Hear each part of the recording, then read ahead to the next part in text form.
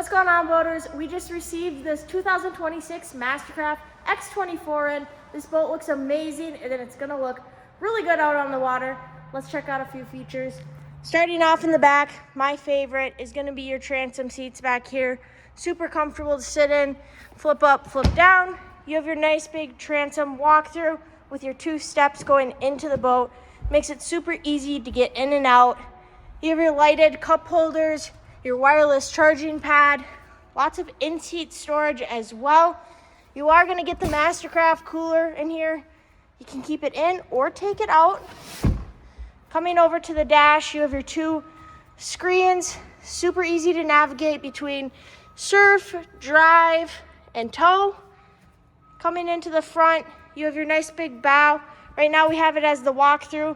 Flip it over, becomes a huge bow filler cushion. You're gonna wanna come check out this boat at MarineMax in Nisswa or visit it on our website at marinemax.com. Let's get you on the water this summer.